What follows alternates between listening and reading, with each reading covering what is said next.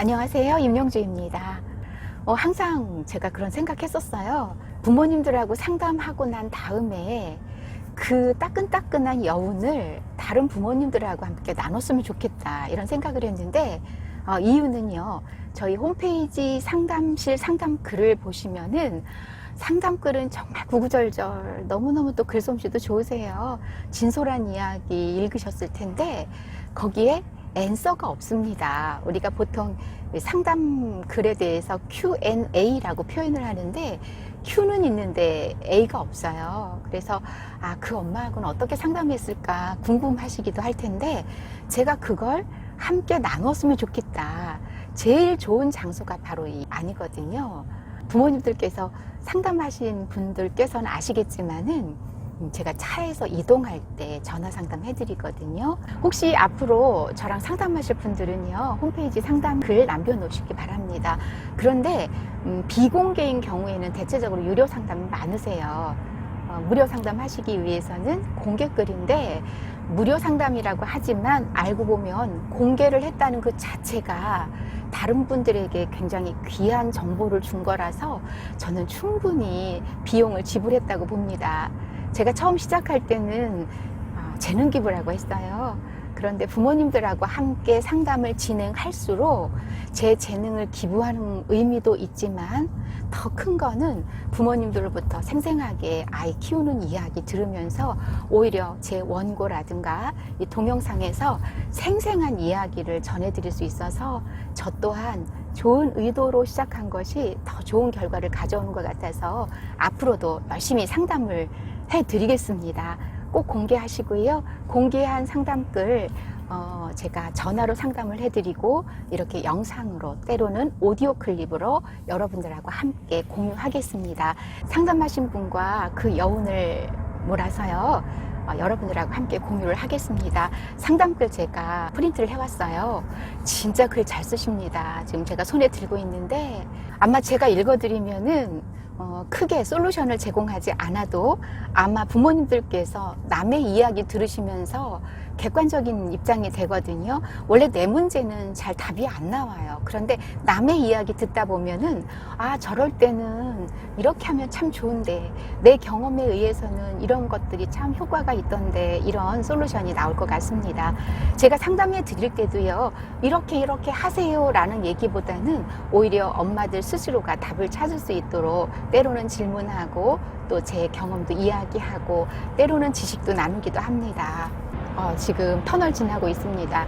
아이 키우는 일이 이렇게 터널 지나는 일이라고 생각을 하면 괜찮을 텐데 때로는요 동굴을 들어가는 듯이 정말 끝도 없이 이어질 것 같은 이 어두움 그런 것 때문에 더 힘든 경우가 많습니다. 그럴 때요 저와 함께 제가 힘이 된다면 여러분들하고 함께 하겠습니다.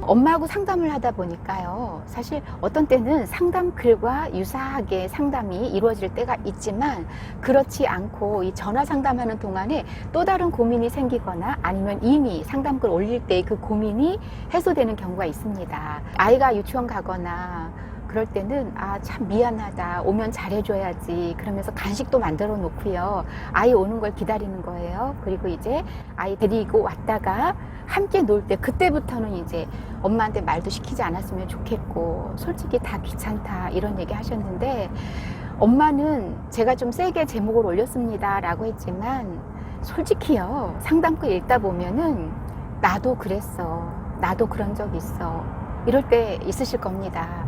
왜냐하면 아이가 항상 이쁘고 마냥 이쁘지 않아요.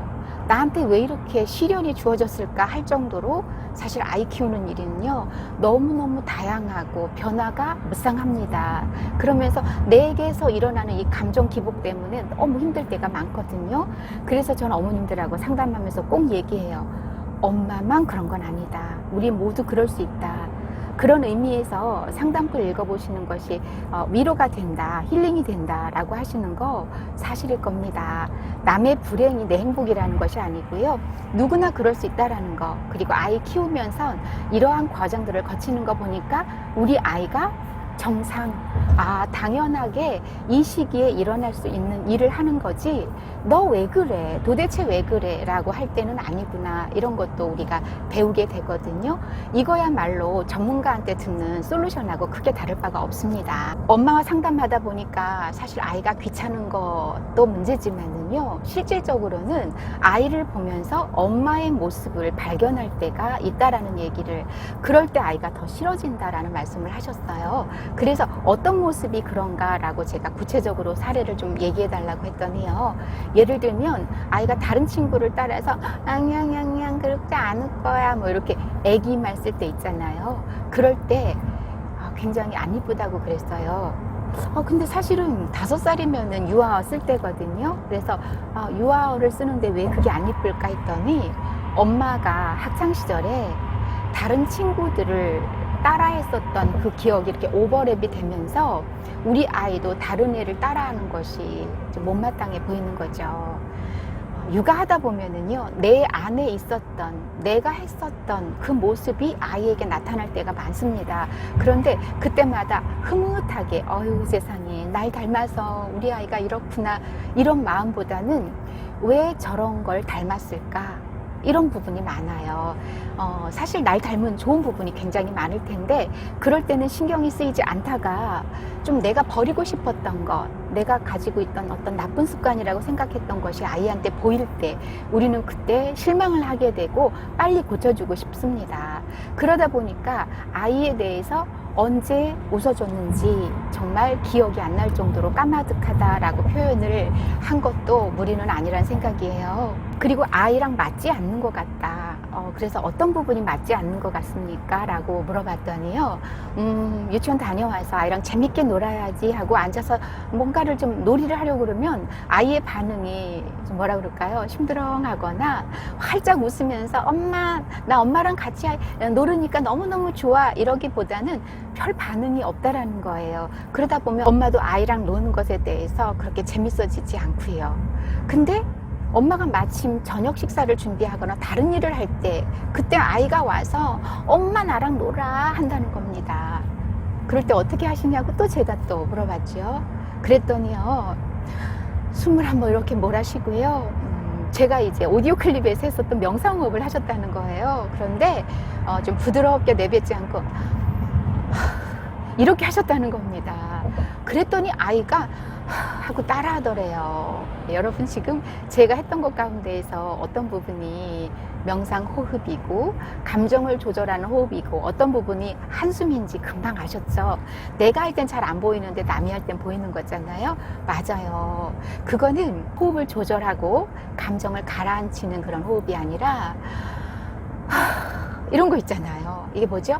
깊은 한숨 또는 못마땅함, 이런 것들을 아이한테 보이는 거고요. 아이도 우리 엄마가 또 저러는구나, 이렇게 되는 거예요. 그러니까 그 모습을 보니까 또 화가 나는 거죠. 그러면 아이 저녁 식사는 준비해야 되고 아이는 놀자고 하고, 제가 오디오 클립에도 올려놨지만요, 그럴 때는 저리 가서 놀고 있어, 엄마 저녁하는 거 안 보여?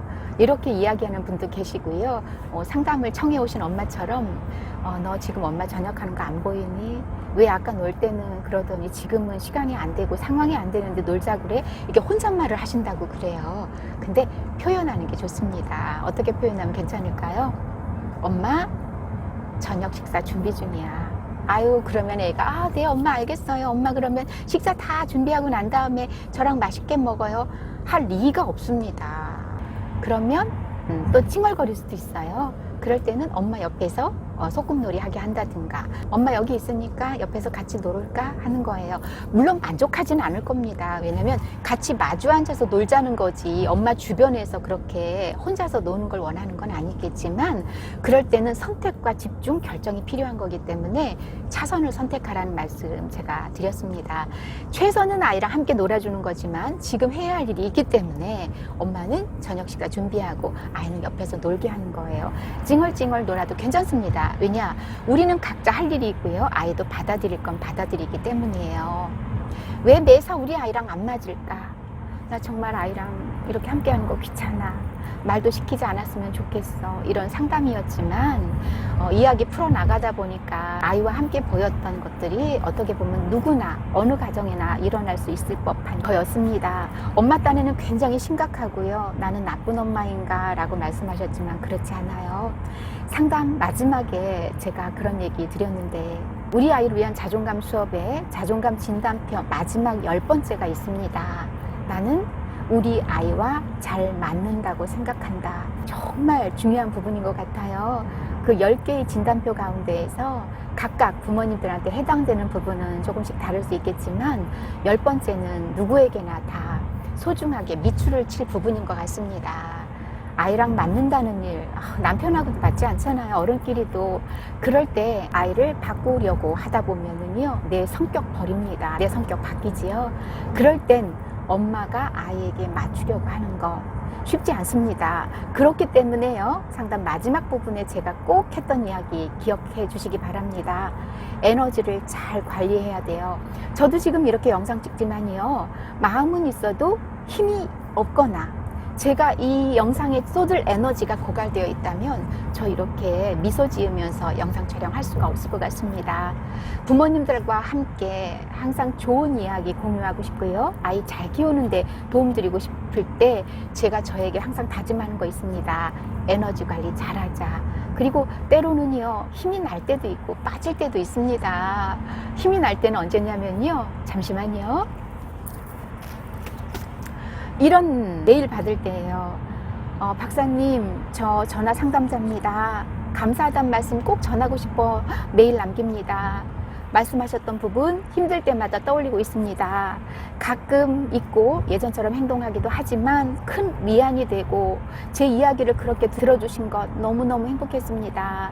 더 노력할 겁니다. 이렇게요. 그러면서 감사합니다. 앞으로 상담 떠올리며 좀 더 노력해야겠습니다. 정말 정말 감사합니다. 이런 메일 받고 메시지 받을 때 힘이 납니다. 여러분, 아이가 우리에게 힘줄 때 많을 거예요. 그때를 놓치지 않았으면 좋겠습니다. 저도요, 이 메일을 놓치지 않고 너무 좋다 그러면서 여러분들하고 함께 나누잖아요. 아이의 예쁜 점, 소중한 점, 잘하는 점, 행복을 주는 점 꼭 찾으셨으면 좋겠고요. 아이와 나는 잘 맞는다. 안 맞을 때는 내가 맞추려 노력할 것이다.